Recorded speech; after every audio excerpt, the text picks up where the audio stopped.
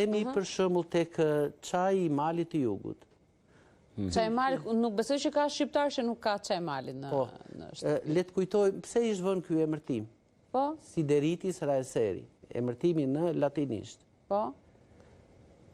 Kuptimi i kësaj është kjo. Kjo është një bimë, pra e provuar shumë vite më parë, që ato gjethet e saj kishin aftësinë të mbyllnin plagët e hekurit, të shpatës, ato gërvishjet e kështu. Okej. Shumë interesante. Dhe prandaj u vu ky emri Sideritis, mbyll plagët e shpatës. Dhe Raeseri ishin ata dy persona që e studiuan pra këtë bimë dhe e renditën në fondin e atyre bimëve të Europës. Por përcaktuan zonën e veçantë, që ishte kjo pjesa jugore dhe juglindore e Shqipërisë. Atëre ky çaj i kombinuar me trumzën e Malit, të Satureja Montana, edhe kjo pra ka lidhje me Mali. Pra bimë që të jep si thua forcë nga Mali, trumza. Po nëse do të përdornim edhe ekualipsin ose dafinën, sepse kanë substanca kimike, kanë për shembull ekualiptolin, i cili na ndihmon që të zgjerohen këto rrugët e sipërme të frymarrjes dhe të mos na arrijnë të irrituara, të acaruara, të skuqura.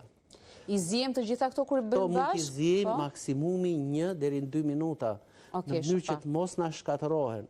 Dhe sa sasi mund të konsumojmë në ditë? 2 deri në 3 gota në ditë është më e pakta, edhe sikur 4 të përdorim gjithmonë. Ndikon niveli i kafeinës që ka te këto çajra për shëndetin e njerëzve, për shembull kush ka tension të lartë? Po, më duket se këto nuk kanë kafeinë në brendësi të tyre. Çaji i Malit më duket se ka pak përmbajtje kafeine. Disa e dramatizojnë dhe thonë çaji i Malit është është mit. Nuk është e vërtetë. Jo, është panjohje. Që të viun këtu dhe të flas kodra pas bregut, kod pa e njohur. Pra shikon që njerëzit duhet ta dinë sepse herën e fundit ndjes, po herën e fundit që kemi folur për çajet, thoshëm, po si thotë për çajet, ato kanë përmbajtje kafeine, prandaj të thashëm, më mirë ta kemi të sqaruar këtë si kompromis. Pra nuk ka një përmbajtje. Po marrim një bimë që unë nuk e di, ka kafeinë apo jo. Një qoftë edhe të panjohur. E piva ditën e parë. Më jep një shije si kafe, që do të thotë pas ka kafeinë. Mbas kësaj vëre që mu rrit tensioni. Atëre, kjo e dyta e përforcon atë mendimin, atë më dyshjen që kisha unë që mundet të ketë kafeinë. Po si doja bëjmë, unë e dua këtë bimë. Këtu më jep zgjidhje ti, qose ke intelekt, na thuaj. Është shumë e thjeshtë. Kafeina është si sheqeri.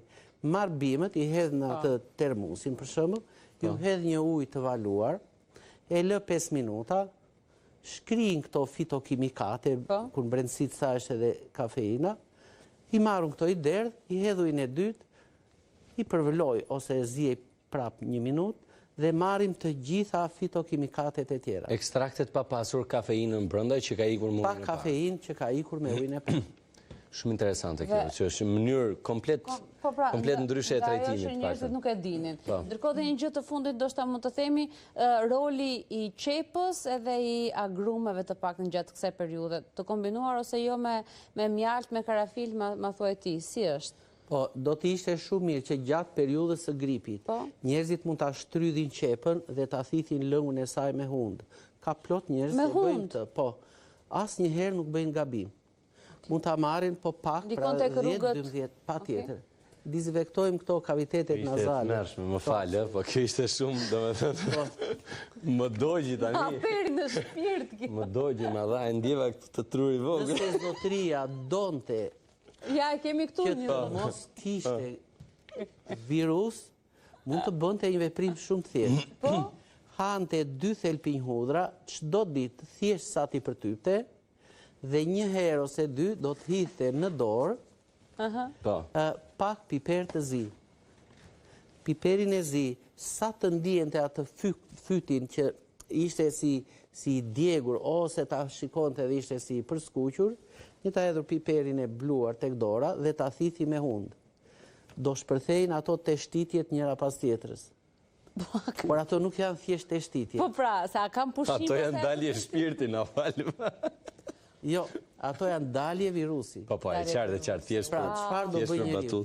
Me këto spërklat që do të nxjerrë. Pra mund të shpëtojë nga kjo, le të themi.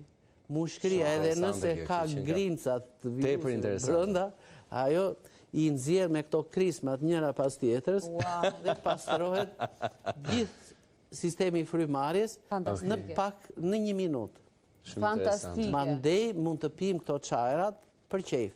Tash le të shkojmë tek qepa dhe hudhra. Këto kanë 2 antibiotik të fuqishëm, alimina dhe alicina. E prandaj kanë edhe atë emrin allium në latinisht. Latinisht, po. Atëre, emri, mbi emri, pastaj porum ose kjo. Atëre, ç'të mira na japin këto? Këto na rritin më së shumti rezistencën e organizmit. Nëse ndonjë fëmijë për shembull ndoshta nuk i pëlqen ose kështu, mundet o t'ja hedhim në pjatën e gjellës, po sikur hudhra dhe qepa jo të vlojnë, po ndërkohë që pjata është e nxehtë mbi tavolinë, ti hedhim nga pak qep në drekë, sidomos, që i bën jashtëzakonisht mirë, dhe hudhrën t'i japim kur duam, dash në mëngjes, dash në darkë. Këto që të dyja janë vrastare të mrekullueshme të viruseve. Ua, shikoj Ylli, ke shpëtuar shumë njerëz nga kjo, sidomos gjatë kësaj periudhe që njerëzit e kanë kaq shumë të vështirë që të kenë këtë frymarrjen e duhur edhe ta kalojnë sa më lehtë. Unë të falenderoj shumë që erdhe dhe që gjetë kohën, se e di shumë mirë që ti je pafund shumë i zënë gjatë gjithë kohës, shumë kënaqësi të dëgjosh ty në këto këshillat që je. Faleminderit shumë. Shumë të vlefshme gjithmonë këshillat. Faleminderit. Gripi si Ylli. Jo, ishte shumë interesante. Ose ta kalojmë mirë, ta kalojmë çdo gjë që ne zbuluam tani, vërtet shumë interesante. Ne keni parasysh mbajeni shënim të gjitha dhe sigurisht do t'i keni edhe pas pak në YouTube dhe në kohë reale i keni sigurisht, por edhe në rrjetet sociale, që kështu mos nguroni, vetëm pas pak t'i shihni dhe t'i rishihni dhe të mbani shënime.